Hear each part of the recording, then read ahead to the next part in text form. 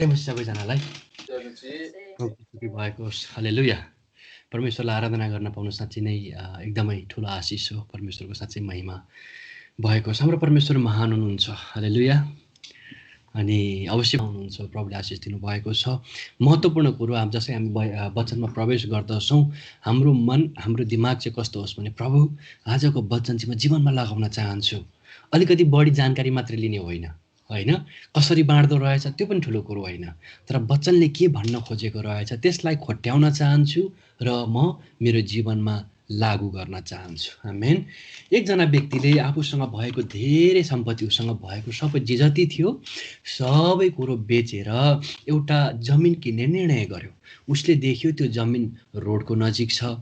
देख्यो उसले त्यो जमिन केही समयपछि मालामाल रूपमा भनौँ न धेरै मूल्य वृद्धि हुन्छ अनि राम्रो लगानी हुन सक्छ भन्ने कुरो उसले निर्क्योल गर्यो, होइन? उसले अठोट गर्यो यो सही ठाउँमा छ, यहाँ मैले लगानी गरेँ भनेदेखि चाहिँ के हुन्छ, यो पछि मलाई यसले धेरै फाइदा पुग्दछ भनेर।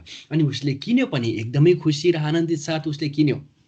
तर केही समय पश्चात त्यो स्थानमा चाहिँ सरकारले नापी लिएर गयो। नापी भनेको नेपालमा चाहिँ सरकारले नक्सालाई उसको सरकारको नक्सा अनुसार जमिनलाई छुट्याउँदछ, होइन? अनि त्यो चाहिँ निर्क्योल गर्दछ कहाँसम्म सरकारको जमिन हो र कहाँदेखि कहाँसम्म चाहिँ फेरि मानिसले उपभोग गर्न पाउँदछ, मानिसको नाममा हुन पाउँदछ।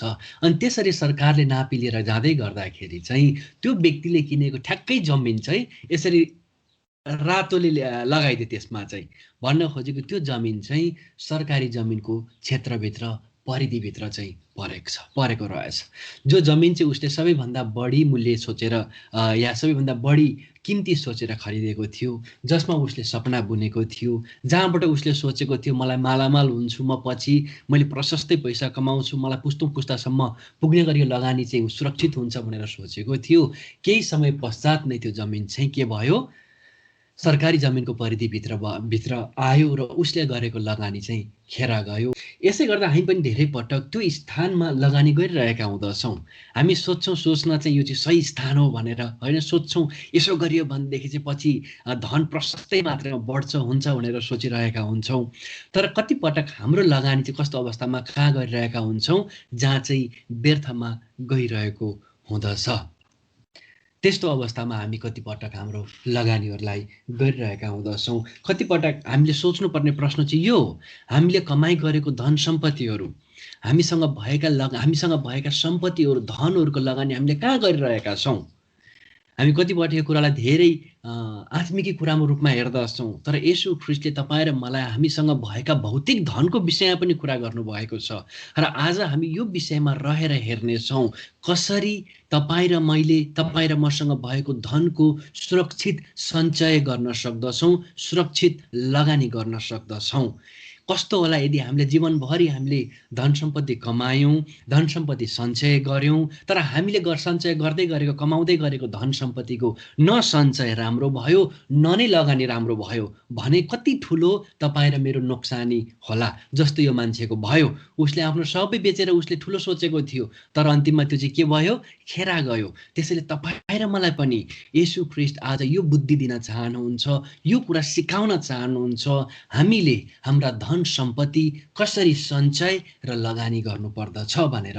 मैले यसको निम्ति मत्तीको किताब 6 अध्यायको 19 देखि लिएर 24 पदलाई मैले लिएको छु। मत्तीको किताब 6 अध्यायको 19 देखि लिएर 24 पदसम्म म चाहन्छु हामी सबैजनाले परमेश्वरको वचनलाई निकालौँ।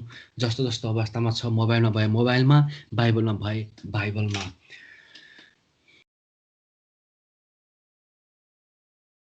एकछिन समय दिन चाहन्छु ताकि सबैजना निकाल्न सक्नु भएको होस्। मत्तीको किताब 6 अध्यायको 19 देखि लिएर 24 पदसम्म।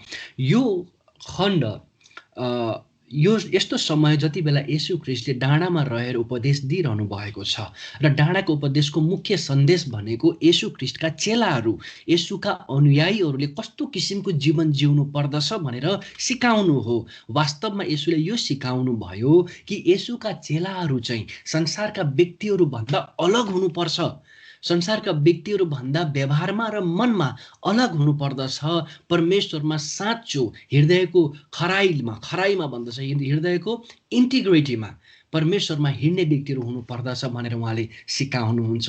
उहाँले अवश्य पनि आत्मिक विषय पनि सिकाउनुहुन्छ र सँगसँगै उहाँले हाम्रो भौतिक जीवनको विषय पनि यहाँ सिकाउनु भएको छ। यही संक्षेपमा रहेर, यही कन्टेक्स्टमा रहेर यसुले 19देखि 24मा यसरी भन्नुहुन्छ, आफ्नो निम्ति पृथ्वीमा धन सम्पत्ति नथुपार। स्पष्ट उहाँको वचन, उहाँको बोलाइ सुन्दै गर्दाखेरि हामी स्पष्ट रूपमा यो सोच्न सक्दछौँ। यहाँ उहाँले कुनै किसिमको आत्मिकी अर्थ दिने शब्द बोल्नु भएको छैन। सिधा रूपमा धन सम्पत्तिको विषयमा यदि तपाईँले त्यसलाई अझै व्याख्या गर्न खोज्नुभयो, बुझ्न चाहनुभयो भने 25देखि तल हेर्न सक्नुहुन्छ। के खाउँला, के पिउँला, लाउँला भन्ने विषयमा चिन्ता नगर। आत्मिक विषयमा कुरा गर्नुभएको छैन। उहाँले भौतिक समस्या र भौतिक धनको विषयमा येशू ख्रीष्टले कुरा गर्दै हुनुहुन्छ र भन्नुहुन्छ पृथ्वीमा धन सम्पत्ति नथुपार। येशू ख्रीष्टले ध्यान दिनु होला, यो पहिला हामीले स्पष्ट रूपमा बुझ्नु पर्दछ। येशू ख्रीष्टले यहाँनिर आफ्ना अनुयायी चेलाहरूलाई धन सम्पत्ति नकमाऊ है, धन सम्पत्ति राख्न हुँदैन, काम नगर, स्यालेरी नल्याऊ, काम गर अनि महिनामा स्यालेरी नल्याऊ भन्नुभएको छैन। तर धन सम्पत्ति पृथ्वीमा नथुपार भन्नुहुन्छ। जहाँ के हुन्छ अरे, किरा र खियाले ती नष्ट पार्छन् र जहाँ चोरहरूले घर फोरेर ती चोर्छन्। येशू ख्रीष्टले जेन्युनली त्यति बेलाको समयलाई यदि ध्यान दिने हो भने अवश्य पनि त्यति बेलाको कन्टेक्स्टमा व्यक्तिहरूले सजिलै बुझ्दथे। अहिले पनि नेपालका गाउँघरमा जानुभयो भने मानिसहरू आफूसँग भएका धन सम्पत्तिहरू, विशेष गहना, सुन चाँदीहरू र पैसाहरू, पैसाका सिक्काहरू, ती सबै के गर्दथे, सबैभन्दा सुरक्षित स्थानमा राख्न खोज्दछन्। कारण चोरहरू आउन सक्दछ होइन। अझ हाम्रो तराईतिर त बासमती चामल चाहिँ, बासमती धान चाहिँ महत्त्वपूर्ण कुरो हो, मूल्यवान हो। त्यो चना, कालो चनाहरू भए मूल्यवान कुराहरू ती धनको रूपमा गनिँदछन् र त्यहाँ चाहिँ विशेष कपुर हालेर हुन्छ कि कसरी हुन्छ कि किराले पनि नखाओस्, सुरक्षित रहोस्। अनि जस्तो अहिले हिउँदमा हामीले काट्यौँ अनि ठ्याक्कै वैशाखतिर बेच्न पाइयो भनेदेखि चाहिँ धेरै पैसा मूल्य आउँछ भनेर मङ्सिरदेखि लिएर त्यो वैशाख चैतसम्म चाहिँ कसरी सुरक्षित राख्न सकिन्छ गहुँ, धान, यस्ता कुराहरू, चनाहरूलाई चाहिँ किरा नलागोस् भनेर सुरक्षित राख्ने तवरमा राखेका हुँदछन्। र येशू ख्रीष्टले एक्ज्याक्टली त्यही कुरा भन्दै हुनुहुन्छ। यहाँनिर पृथ्वीमा चाहिँ के हुन्छ अरे, किरा र खियाले ती नष्ट पार्दछन् र जहाँ चोरहरूले घर फोरेर ती चोर्दछन्। तर आफ्नो निम्ति स्वर्गमा धन सम्पत्ति थुपार्ने शब्द हेर्नुहोस् त, पहिला पनि यसो 19मा थुपार्ने शब्द नथुपार भनेर प्रयोग गर्नुभयो पृथ्वीमा चाहिँ। तर थुपार्ने शब्द चाहिँ प्रशस्तै मात्रामा, राख्ने पनि भनेको होइन थोरै, प्रशस्तै मात्रामा धन सम्पत्ति सञ्चय गर्ने स्थान चाहिँ कहाँ हुनु पर्दछ अरे, स्वर्गमा हुनु पर्दछ अरे। हामीले भन्न सक्दछौँ त्यति बेला पो किराले खान्थ्यो त, अहिले त खाँदैन, प्रशस्तै थुपारे भयो भनेर हामी सोच्न सक्दछौँ। तर अहिले पनि किराहरू परिवर्तन भएको छ। ब्याङ्कहरूले घोटाला गरिदिन्छन्, चाहिने भन्दाखेरि बढी नै त्यस्ता किसिमका भनौँ न चोरहरू, यो विशेष साइबर चोरहरू लागिरहेका छन् होइन।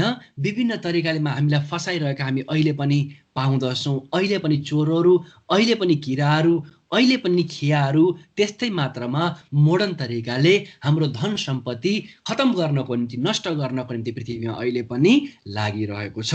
र येशू ख्रीष्ट के भन्नुहुन्छ, स्वर्गमा धन सम्पत्ति थुपार, जहाँ किराले वा खियाले नष्ट पार्दैन र चोरले पनि चोर्दैन। किनकि जहाँ तिम्रो धन हुन्छ त्यहाँ तिम्रो मन पनि हुन्छ। आँखा शरीरको बत्ती हो, यसकारण यदि तिम्रो आँखा स्वस्थ छ भने तिम्रो सारा शरीर उज्यालो हुनेछ। तर तिम्रो आँखा खराब छ भने तिम्रो सारा शरीर अँध्यारो हुनेछ। यसकारण तिमी भित्र भएको उज्यालो चाहिँ अँध्यारो भयो भने त्यो अँध्यारो कस्तो घोर हुन्छ। कसैले दुई मालिकको सेवा गर्न सक्दैन, किनभने त्यसले एउटालाई घृणा गर्नेछ र अर्कोलाई प्रेम गर्नेछ, अथवा त्यसले एउटाप्रति भक्ति राख्नेछ र अर्कोलाई त्यसले तुच्छ ठान्नेछ। तिमीहरूले परमेश्वर र धन दुवैको सेवा गर्न सक्दैनौ। यो खण्डलाई 19देखि 24लाई पढ्दै गर्दा हामीलाई लाग्छ येशूले 3वटा अलग अलग विषयमा कुरा गरिरहनु भएको छ कि भने जस्तो पनि लाग्दछ। तर यो आफैमा अन्तर सम्बन्धित छ। र पहिलो कुरो तपाईँ र मैले आज बुझ्नुपर्ने कुरो, किन हामीले स्वर्गमा धन सञ्चय गर्नुपर्छ त? प्रश्न चाहिँ तपाईँ र मेरो निम्ति यो हुँदछ। र पहिलो कुरो यसो भन्नुहुन्छ, स्वर्गमा सञ्चय गरेको धन चाहिँ सुरक्षित हुँदछ। 19 र 20मा यसो भन्नुहुन्छ, आफ्नो निम्ति पृथ्वीमा धन सम्पत्ति नथुपार है। तपाईँ र मैले धन लगातार रूपमा कमाइरहेका छौँ, कसैले धेरै कसैले थोरै। कहिले हामी अलिकति गुमाउँछौँ, कहिले हामी अलिकति बढी कमाउँछौँ र हामी सबै सञ्चय गर्न चाहँदछौँ, हामी सबै लगानी गर्न चाहँदछौँ। तर येशू ख्रीष्टले यो बिचमा रहेर हामीले ध्यान दिनुपर्दछ है, उहाँलाई सुन्दै गरेका जो विशेष ओरिजिनल त्यति बेलाका जो दर्शकहरू थिए ती धेरै धनीपतिहरू थिएनन्, प्रशस्तै धन भएका व्यक्तिहरू थिएनन्। तपाईँ र म जस्तै अलिअलि भएको अलिअलि कम हुने व्यक्तिहरू नै थिए। तिनीहरूलाई नै येशू ख्रीष्टले यो कुरा भन्दै हुनुहुन्छ। ती व्यक्तिहरूको लागि होइन जोसँग चाहिँ लाखौँ करोडौँ रुपैयाँ छ, प्रशस्तै पैसा छ, ती व्यक्तिहरूको लागि मात्रै थिएन यो।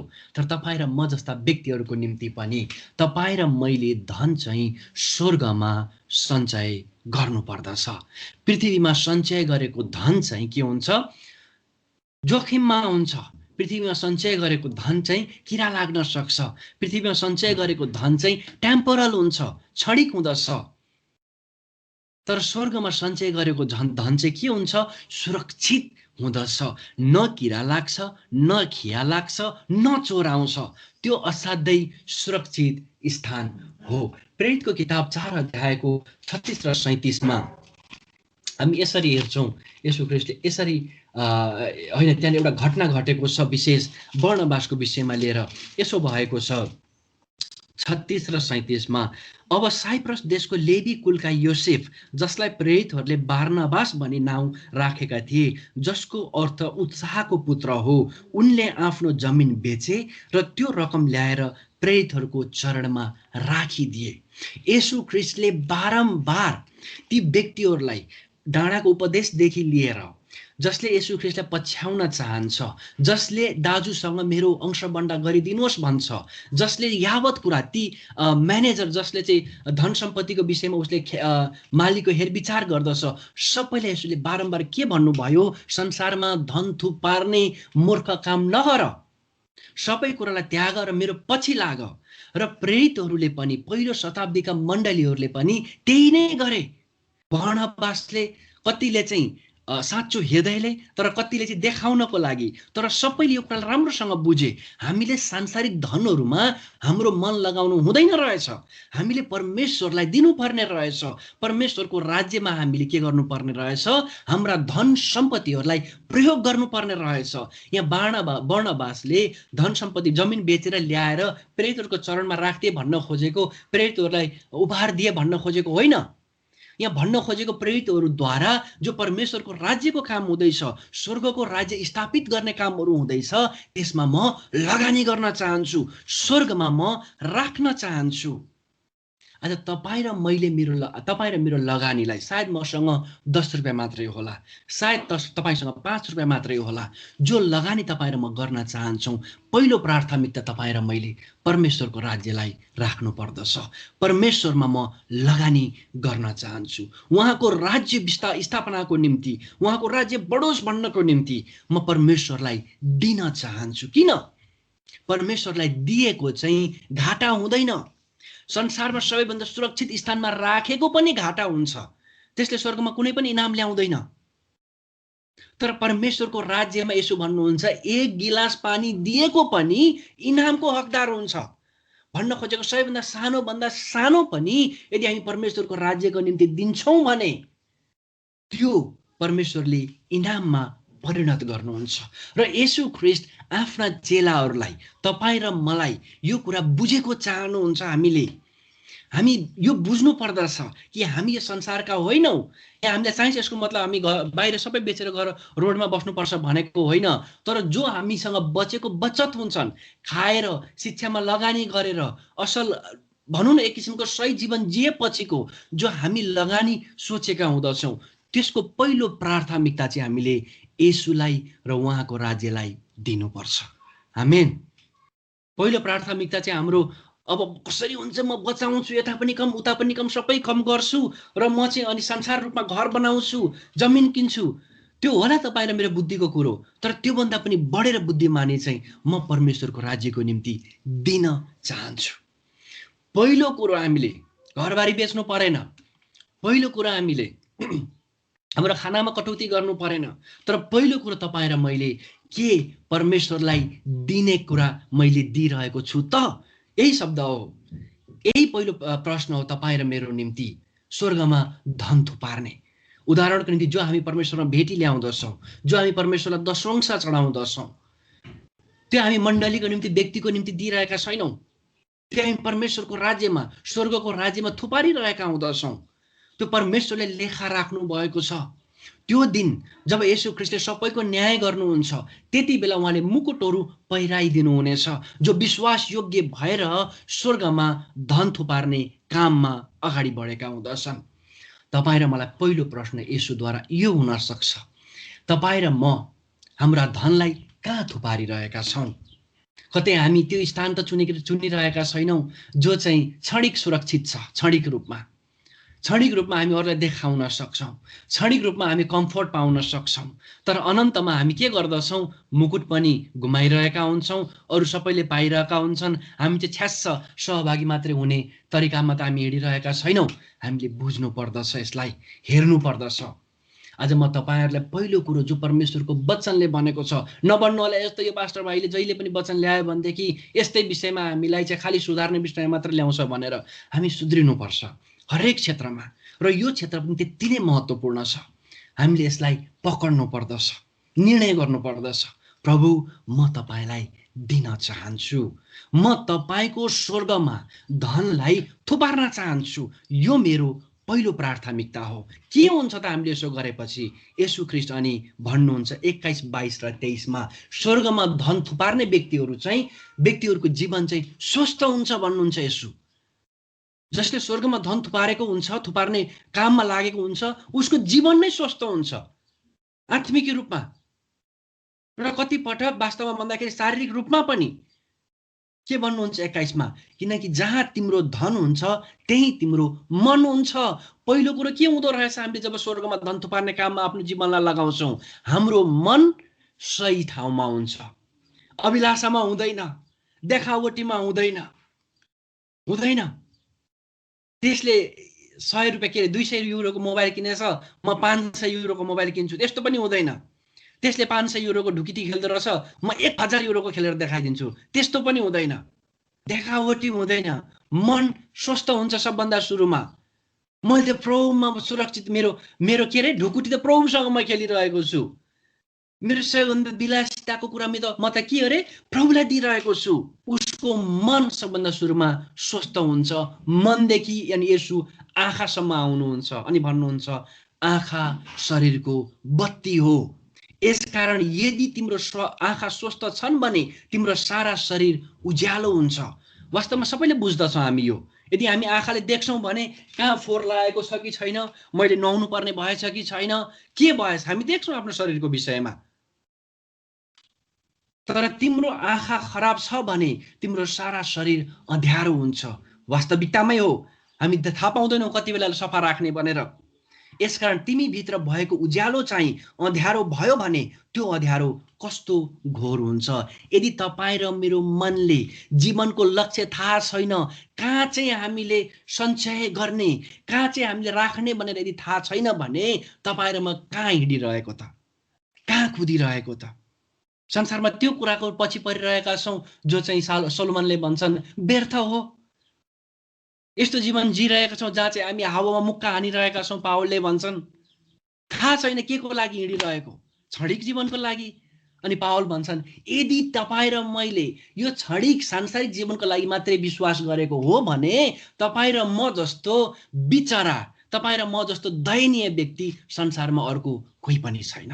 तर यदि तपाईँ र मैले स्वर्गको राज्यको निम्ति विश्वास गरेको हो भने र हामी स्वर्गको राज्यको निम्ति धनलाई सञ्चय गर्छौँ भने त्यो महिमित समयको हामी प्रतीक्षा गर्दछौँ जहाँ उहाँले तपाईँ र मलाई इनाम दिनुहुन्छ।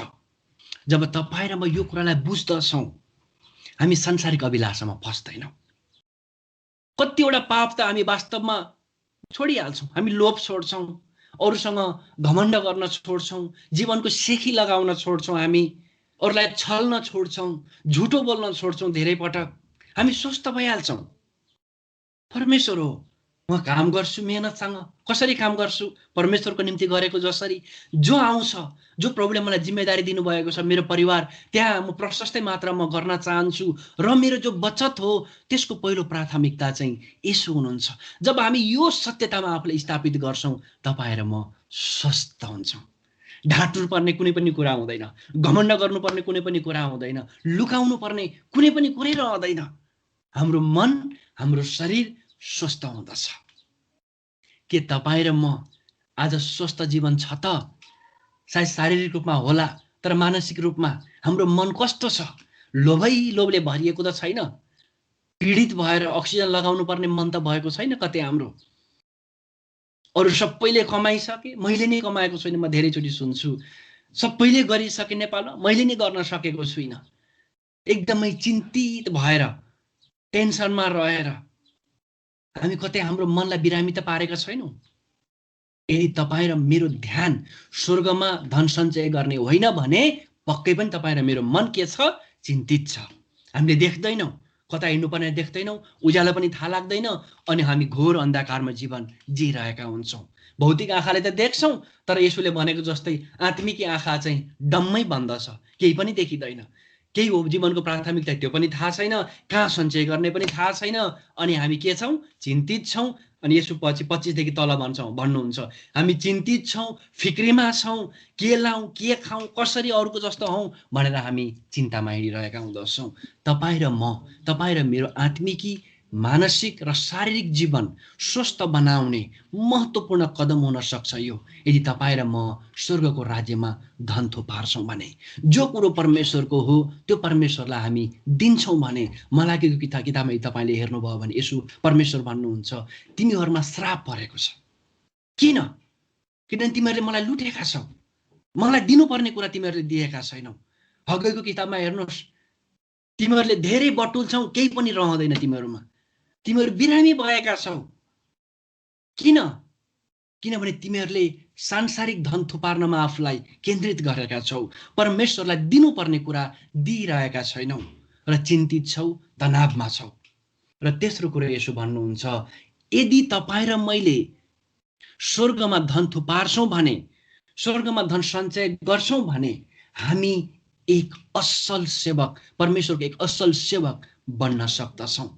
तपाईँ र म असल सेवक धेरै पढेर मात्रै बन्न सक्दैनौँ। तपाईँ र म परमेश्वरको असल सेवक धेरै प्रार्थना गरेर पनि मात्रै पनि बन्न सक्दैनौँ। पढ्नु पनि पर्छ, प्रार्थना पनि गर्नुपर्दछ। तर तपाईँ र म असल सेवक त्यति बेला साँच्चै बन्दछौँ जति बेला हामी परमेश्वरको राज्यमा स्वर्गमा धनलाई थुपार्न थाल्दछौँ। हाम्रो दृष्टि हाम्रो मन स्वर्गमा लगाउन थाल्दछौँ। हामी स्वर्गीय व्यक्तिहरू बन्दछौँ, स्वर्गका सेवकहरू बन्दछौँ।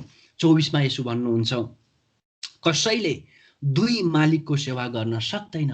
दुईवटा मालिक छन्, सुरुदेखि नै हामी देख्दछौँ। जब आदम र हब्बाले पाप गरे त्योदेखि नै मानव जातिको निम्ति परमेश्वर भन्दा अर्को पनि मालिक हुन पुग्यो, जो चाहिँ शैतान हो। जसले बारम्बार तपाईँ र मलाई के याद गराउन खोज्दछ, के कसरी धोका दिन खोज्दछ? यही संसार, यही छ वैभव, यही छ राम्रो, यसमै लाग, यसमै तिमी बुद्धिमान बन, यसमै तिमी सबै वैभवलाई पाऊ। अनि यतितिर हामीलाई ध्यान केन्द्रित गर्न खोज्दछ यसले। अनि यसो भन्नुहुन्छ, कसैले दुई मालिकको सेवा गर्न सक्दैन, किनभने त्यसले एउटालाई घृणा गर्नेछ र अर्कोलाई प्रेम गर्नेछ, अथवा त्यसले एउटाप्रति भक्ति राख्नेछ र अर्कोलाई त्यसले तुच्छ ठान्नेछ। अर्को शब्दमा भन्दै गर्दाखेरि यदि तपाईँ र मेरो ध्यान चाहिँ परमेश्वरलाई दिने भन्दा पनि, परमेश्वरको राज्यमा लगानी गर्ने भन्दा पनि यही संसारका अभिलाषालाई प्राप्त गर्ने, संसारमै धन सम्पत्ति आर्जन गर्ने, यसकै मोहमा लाग्ने हो भने तपाईँ र म परमेश्वरका सेवकहरू होइनौँ। हामी जतिसुकै व्याख्या गर्न सक्छौँ हामी, तर यसुको शब्दलाई हामीले हेऱ्यौँ भने तपाईँ र म धनको र परमेश्वरको सेवा गर्न सक्दैनौँ। यसो भन्नुहुन्छ अन्तिममा, तिमीहरूले परमेश्वर र धन दुवैको सेवा गर्न सक्दैनौ। स्पष्ट छ यो स्टेटमेन्ट। यसले स्पष्ट रूपमा बताउनुहुन्छ हामी परमेश्वरका सेवा गर्नको लागि बोलाइएका व्यक्तिहरू हौँ। हामीले बारम्बार सुनेका छौँ, हामीले बारम्बार परमेश्वरको वचनलाई याद दिलाएको छ कि हामी यो संसारमा परदेशी मात्रै हौँ। याकुब पनि भन्छन्, भन्नुहुन्छ। तिमीहरू त तुवाला जस्ताहरू मात्रै हो, परदेशी हो। तर हामी कतिचोटि के गर्दछौँ, यही संसारलाई पर्मानेन्ट बनाउन खोज्दछौँ। यदि यही संसारलाई पर्मानेन्ट बनाउन हाम्रो इच्छा हो भने यसोलाई किन विश्वास गर्ने? यदि हामी स्वर्ग जान चाहँदैनौँ, यदि हामी स्वर्गको वैभवलाई पाउन चाहँदैनौँ, यदि हामी स्वर्गमा परमेश्वरसँग रहन चाहँदैनौँ भने यसोलाई किन विश्वास गर्ने? यसोलाई हामी त्यस कारणले विश्वास गर्छौँ, क्रिस्चियन हुनको निम्ति होइन, यसुसँग स्वर्गमा रहनको निम्ति। यदि हामी यसुसँग स्वर्गमा रहन चाहन्छौँ भने यसुका सेवकहरू भएर बाँकी जीवन हामीले संसारमा पुरा गर्नुपर्दछ। र यो सेवकले पहिलो काम के गर्दछ? परमेश्वरको राज्यमा लगानी गर्दछ। परमेश्वरको राज्यमा उसले आफूलाई समर्पित गर्दछ। पहिलो तिमोथीको किताब 6:10 पावल यसरी भन्दछन्,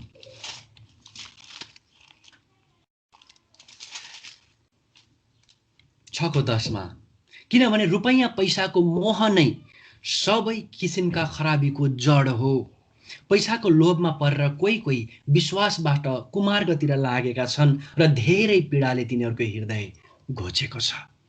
धन पैसाको के अरे, रुपैयाँ पैसाको मोह नै सबै किसिमको खराबीको जड हो। यदि हामी परमेश्वरलाई दिँदैनौँ भने, ध्यान दिएर सुन्नुहोस् है, यदि हामी परमेश्वरलाई दिनको लागि पहिलो प्राथमिकतामा राख्दैनौँ भने हामीले नभने पनि हाम्रो प्राथमिकता धन हो। प्राथमिकतालाई हामीले धनलाई हामीले प्राथमिकतामा राख्नु भनेको तपाईँ र मेरो मोह चाहिँ धन हो, वैभव हो, अभिलाषा हो। र यदि तपाईँ र म धनको अभिलाषामा, धनको मोहमा यदि जिउँछौँ भने तपाईँ र म परमेश्वरको साँचो सेवक हुन सक्दैनौँ। एकजना व्यक्तिले यसोलाई सोध्यो, प्रभु म तपाईँको पछि आउन चाहन्छु।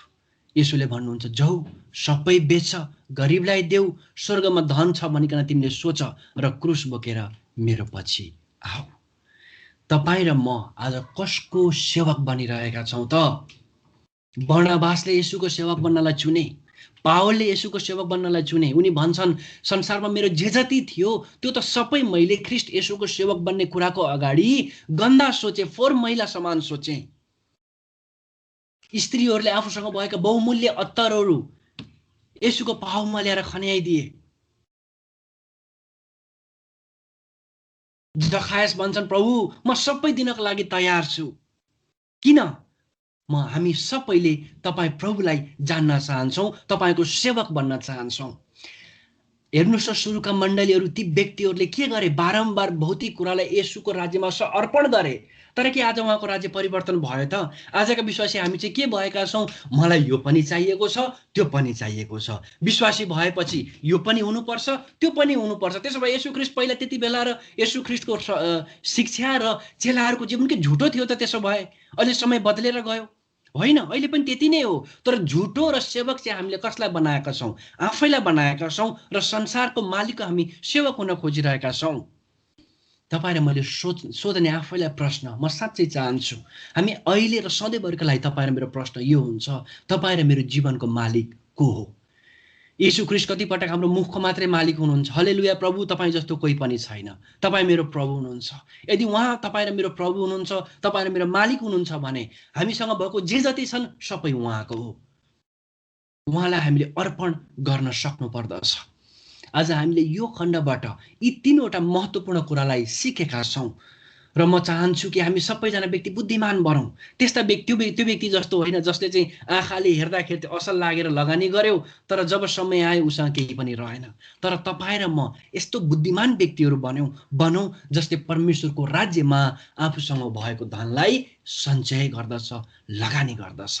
कारण परमेश्वरले एक दिन तपाईँ र मलाई प्रशस्त मात्रामा फर्काइदिनुहुनेछ, इनाम दिनुहुनेछ। किन तपाईँ र मैले स्वर्गमा धनलाई सञ्चय गर्नुपर्ने रहेछ त? किनभने स्वर्गमा गरिएको धन चाहिँ के छ? सुरक्षित छ। दोस्रो, किन स्वर्गमा धन सञ्चय गर्ने कारणले तपाईँ र मेरो जीवन के हुँदो रहेछ? स्वस्थ हुँदो रहेछ, मन स्वस्थ, शरीर स्वस्थ हुँदो रहेछ, संसारिक अभिलाषाबाट टाढा हुँदा रहेछौँ। र तेस्रो, किन यसो गर्नाले तपाईँ र म चाहिँ परमेश्वरका साँच्चा सेवकहरू हुँदा रहेछौँ। याकुब भन्छन्, तिम्रो मुखले त भन्छौ गरिबलाई देखेर जाऊ, राम्रोसँग खाऊ, राम्रो लगाऊ, न्यानो भएर बस, तर दिन चाहिँ केही पनि दिँदैनौ, लगानी चाहिँ केही पनि छैन। के फाइदा भयो त्यसले? हामी पनि मुखले त भन्छौँ प्रभु तपाईँको राज्य बढोस्, जाति जातिले सुनुन् तपाईँको सुसमाचार, होइन। परमेश्वर तपाईँको वचन सबैले पढोस्, तर न बाइबल अध्ययन के अरे न बाइबल खरिदको लागि हामी दिइरहेका हुन्छौँ, न सुसमाचार प्रचारको लागि, न परमेश्वरको वृद्धिको के राज्य वृद्धिको निम्ति। त्यो त छोडौँ दिनुपर्ने दशंश र भेटी पनि दिइरहेका हुँदैनौँ। यसैले गर्दाखेरि आज तपाईँ र मैले यो चुनौती लिनुपर्छ। संसारमा गरेको मोह, संसारमा गरेका धनको मोह क्षणिक हो, त्यसले तपाईँ र मेरो ठुलो नोक्सानी हुँदछ। अनि कतिपटक सोध्छौँ हामी, मैले सोचेको जस्तो सङ्गति नै छैन, मैले सोचेको जस्तो केही नै छैन, के दिने? तपाईँ र मैले सोचेको जस्तो छ छैन, यसमा तपाईँ र मेरो दियाई भर पर्दैन। परमेश्वरको आज्ञा र परमेश्वरको वचनले यो तपाईँ र मलाई भन्छ र यसमा हामी चाहिँ स्थिर रहनु पर्दछ। आमेन। आज हामी आफैलाई चेक गरौँ र आफ्नै निम्ति प्रार्थना गरौँ। आउनुहोस् हामी आँखा बन्द गर्नेछौँ, एकछिन यसलाई मनन गरिकन हामी आफ्नै निम्ति, कसैको निम्ति होइन, आफ्नै निम्ति हामी प्रार्थना गर्नेछौँ।